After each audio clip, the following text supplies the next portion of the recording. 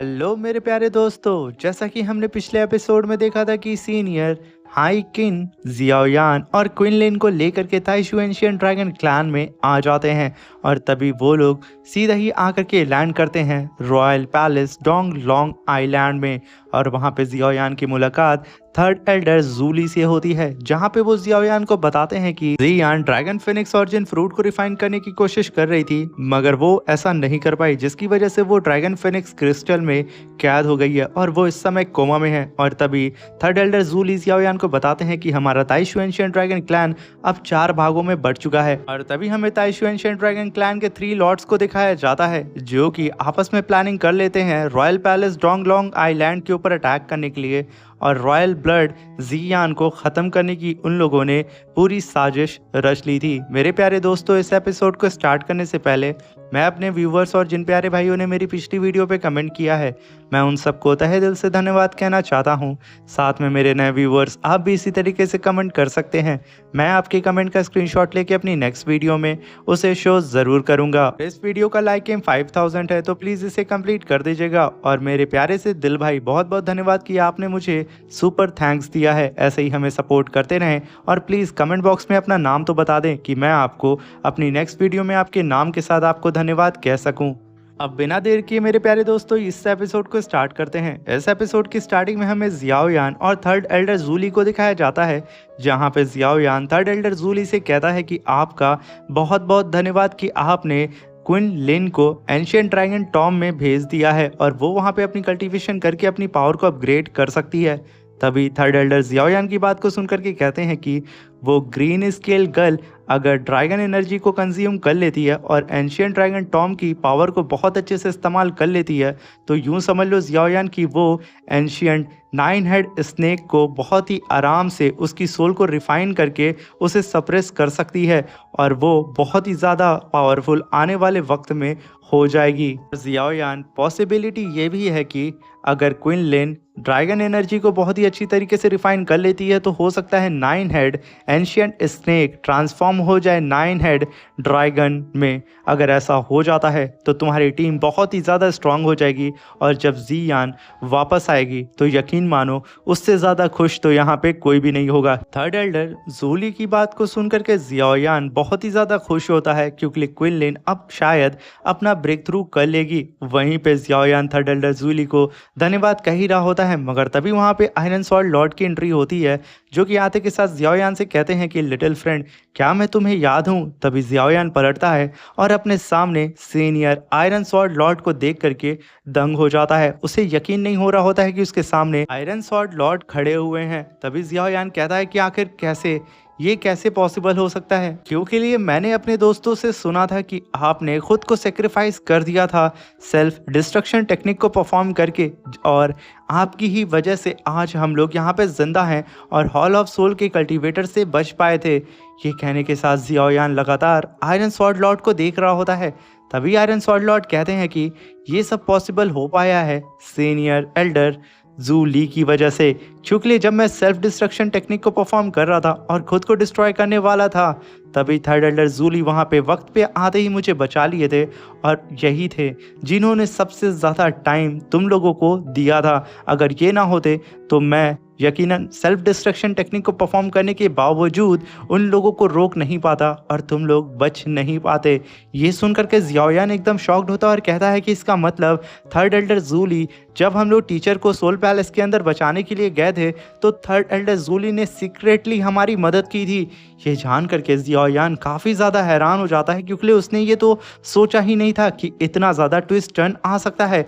वहीं पे third elder Jully Xiaoyan से कहते हैं कि जियाओयान, तुमसे बिल्कुल भी यहाँ नहीं छुपा है कि जियान कितनी ज़्यादा हमारी ट्राइब के लिए इम्पॉर्टेंट है और मैं भला उसे इतने सारे दुश्मनों से घिरा हुआ कैसे छोड़ सकता था। मैं डायरेक्टली आकर के जियान की तो मदद नहीं कर सकता था, और अगर मैं ऐसा करता तो जियान के ऊपर मुसीबतों का पहाड़ टूट जाता और सबको पता चल जाता कि जियान हमारे ताइशू एंशिएंट ड्रैगन क्लैन की आखिरी उम्मीद है, और मैं ऐसा नहीं चाह रहा था और इसीलिए मैंने सीक्रेटली जियान और तुम सबकी मदद की थी। ये सुनने के साथ जियाओयान और भी ज़्यादा हैरान होते हुए कहता है कि सीनियर थर्ड एल्डर जूली, आपकी इस काइंडनेस को आपका ये जूनियर हमेशा अपने दिल में संभाल करके रखेगा। मैं आपके इस काइंडनेस को भूल नहीं सकता हूँ और मैं बता नहीं सकता हूँ कि मेरे टीचर मेरे लिए कितने ज़्यादा इम्पोर्टेंट थे। आपने उस टाइम में हमारी मदद की जब हमारे लिए कोई भी खड़ा नहीं हो रहा था। ये कहने के साथ वो तुरंत ही थर्ड एल्डर जूली को ग्रीट करता है और उसकी आंखें यहाँ पे नम हो जाती हैं। ये देख करके थर्ड एल्डर जूली कहते हैं कि अभी फ़िलहाल ये सब बात करने का टाइम हम सबके पास नहीं है। तुम्हें जियाओयान कैसे भी करके जीयान को वापस लाना होगा कोमा से। ये कहने के साथ वो तुरंत ही अपनी स्पेस रिंग से 5 drop of ancient dragon essence blood को बाहर निकालते हैं और जियाओयान को बताते हैं कि इसे मैंने स्पेशली खुद ही रिफाइन किया है। जियाओयान, जब तुम ड्रैगन फिनिक्स क्रिस्टल को अपनी स्ट्रेंज फायर से मेल्ट करने की कोशिश करोगे तब जियाओयान तुम्हारी फाइटिंग एनर्जी और साथ में तुम्हारी मसल्स और बोन तक यहाँ पे बहुत ही ज़्यादा वीक होगी। इसके लिए तुम्हारी स्ट्रेंज फायर बहुत ही भारी मात्रा में ड्रैगन फिनिक्स क्रिस्टल को मेल्ट करने के लिए एनर्जी तुम्हारी बॉडी से कंज्यूम करेगी और तुम यहाँ पे किसी ऑर्डिनरी पिल का इस्तेमाल करके खुद की एनर्जी को रिकवर नहीं कर पाओगे। इसलिए तुम्हें इस 5 drop of ancient dragon essence blood की ज़रूरत पड़ेगी। तो इसे ले लो और जब तुम्हें वीकनेस हल्की सी भी लगे तो तुरंत ही इसका एक एंशियंट ड्रैगन ब्लड एसेंस को खा लेना और उसे रिफाइन कर लेना। तुम्हारी पूरी की पूरी एनर्जी बहुत ही तेज़ी से वापस आ जाएगी और साथ में जियाओयान तुम्हारी पावर 10 टाइम बूस्ट भी हो जाएगी। और तभी थर्ड एल्डर जूली सीधा ही सीनियर, हाई किंग और आयरन सॉर्ड से कहते हैं कि आप दोनों को ही यहाँ पे जियाओयान को गार्ड करना होगा कि कोई भी एनिमी आ करके जियाओयान को डिस्टर्ब ना करे। और तभी senior dragon high king Xiaoyan के सामने ग्रीट करते उसे कहते हैं कि जियाओयान, हम सब के लिए प्लीज़ अपनी पूरी जी जान लगा देना। तुम्हें कैसे भी करके जियान को वापस लाना होगा, वही हमारे ताइशू एंशिएंट ड्रैगन क्लैन की आखिरी उम्मीद है। तभी जियाओयान उन सबको ग्रीट करते हुए कहता है कि सीनियर्स, मैं यहाँ पे अपनी पूरी जी जान लगा दूंगा और अपना बेस्ट दूंगा जियान को इस मुसीबत से बाहर निकालने में। आप सब लोग भी ये अच्छे से जानते हैं कि जियान मेरे लिए कितनी ज़्यादा इम्पोर्टेंट है। वो मेरी छोटी बहन है और मैं उसे किसी भी कीमत पे कुछ भी होने नहीं दूंगा, भले ही मुझे यहाँ पे अपने ब्लड एसेंस को ही क्यों ना बर्न करना पड़े। ये सुन करके वो तीनों लोग काफ़ी ज़्यादा खुश होते हैं।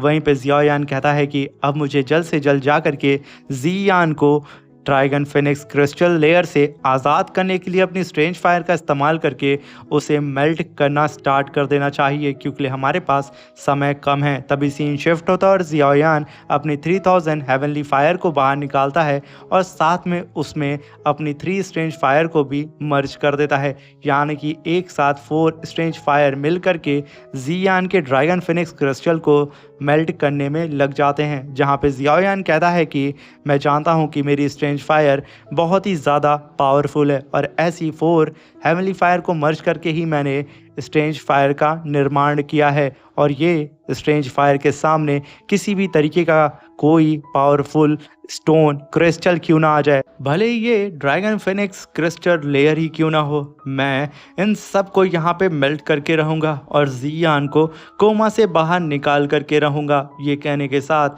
जियाओयान अपनी पूरी ही स्ट्रेंथ का इस्तेमाल करके अपनी हेवनली फायर यानी कि स्ट्रेंज फायर की पावर को बहुत ही ज़्यादा बूस्ट करना स्टार्ट कर देता है। जहाँ पे जियाओयान बहुत ही तेज़ी से जियान के ऊपर जो ड्रैगन फिनिक्स क्रिस्टल लेयर है उसे मेल्ट करने में लग जाता है और ऐसा करते करते काफ़ी घंटे बीत जाते हैं मगर जियाओयान को हल्का सा भी यहाँ पे प्रोग्रेस नज़र नहीं आता है, मगर वो अभी भी लगा होता है। तभी थर्ड एल्डर दूर से खड़े होकर उसे ऑब्जर्व कर रहे होते हैं मगर तभी थर्ड एल्डर जूली के पास सेकंड एल्डर अपीयर होते हैं जो कि आते के साथ थर्ड एल्डर जूली से कहते हैं कि क्या ये एक छोटा बच्चा जियाओयान इस ड्रैगन फिनिक्स क्रिस्टल लेयर को रिफाइन कर सकता है?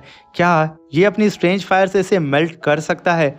तुमने सोच समझ के तो फैसला लिया है ना? तभी थर्ड एल्डर जूली कहते हैं कि तुम इस बच्चे की एज पे तो बिल्कुल भी मत जाना। इसके पास 4 हेवनली फायर है जो कि टॉप 10 की रैंकिंग में आती है, तो तुम इन सब चीज़ को ऐड करके इसकी एबिलिटी का अंदाज़ा लगा सकते हो। अगर तब भी तुम्हें थोड़ा भी डाउट होता है तो मैं तुम्हें बता दूं कि ये जो छोटा सा बच्चा जियाओयान है ये दान क्लब का चैंपियन था। इसने 5 स्टार दाओजुन लेवल के कल्टीवेटर गुमू को हरा दिया था और ये खुद एक दाओ जोंग लेवल का कल्टीवेटर उस टाइम में जियाओयान था। तो तुम इसकी एबिलिटी का अंदाज़ा इससे लगा सकते हो कि ये कितना काबिल है। तभी second elder third elder Julie से कहते हैं कि यहाँ पे अगर तुम्हें ठीक लगता है तो यही सही, मगर तुम अच्छे से जानते हो ना कि जी यान हमारे ताइशुएंशियन ड्रैगन जोंग लोंग रॉयल पैलेस को रिप्रेजेंट करती है। अगर यहाँ पे हल्की सी भी चूक हो गई तो हमें बर्बाद होने से कोई भी बचा नहीं सकता है। हम सब बहुत बड़ी मुसीबत में पड़ जाएंगे और ताइशुएंशियन ड्रैगन क्लैन को फिर हम लोग कभी भी यूनिफाई नहीं कर पाएंगे।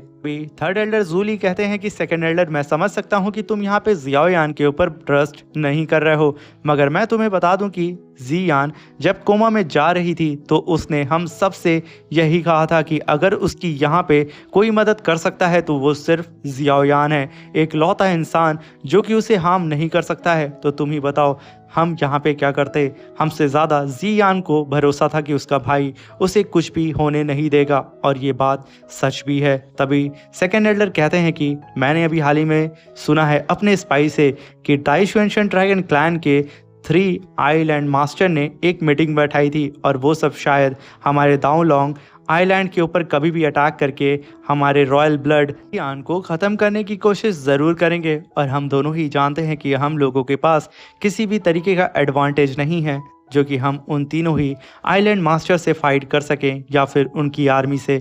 हमें कैसे भी करके जी यान को यहाँ पे होश में लाना होगा और कोमा से बाहर निकालना होगा। तभी थर्ड एल्डर जूली कहते हैं कि मैं जानता हूँ कि तुम बहुत ज़्यादा परेशान हो, मगर मैं एक बात तुम्हें बता दूँ, हमारा टोंग लोंग आइलैंड रॉयल पैलेस एक ना एक दिन जी यान की ही वजह से बहुत लंबी ऊंचाई को छुएगा। और जी यान ही एकलौती ऐसी है जो कि ताइशुएंशियन ड्रैगन क्लैन को फिर से यूनिफाई करेगी। इसलिए फ़िलहाल हमें जियाओयान के ऊपर पूरा भरोसा करना होगा, इसके अलावा हमारे पास कोई और चारा नहीं है। और रही बात अभी फ़िलहाल की, तो हम दोनों को यहाँ पे जियाओयान को डिस्टर्ब नहीं करना चाहिए। ये सुन करके सेकेंड एल्डर वहाँ पे एग्री होते हैं और थर्ड एल्डर जूली से कहते हैं कि अगर तुमने यहाँ पे फैसला लिया है और जी यान ने यहाँ पे रिकमेंड किया है जियाओयान को, तो मुझे भी अब भरोसा है जियाओयान पे। तभी सीन शिफ्ट होता है और हमें ताइशुएंशियन ड्रैगन क्लैन के 3 आइलैंड के मास्टर और उनकी आर्मी की स्पेसशिप को दिखाया जाता है जो कि बहुत ही तेज़ी से स्पेस पोर्टल का इस्तेमाल करके डोंग लोंग आइलैंड रॉयल पैलेस की ओर बढ़ रहे होते हैं अटैक करने के लिए। यानी कि सेकेंड एल्डर ने यहाँ पे सही अनुमान लगाया था। मेरे प्यारे दोस्तों, इसी के साथ हमारा ये शानदार सा एपिसोड ख़त्म हो जाता है। और साथ में दिल भाई, थैंक यू वेरी मच, आपने हमें सुपर थैंक्स दिया है। और मेरे प्यारे दोस्तों प्लीज़ कमेंट ज़रूर करना। और अब मिलते हैं इसके नेक्स्ट एपिसोड में। Thank you for watching.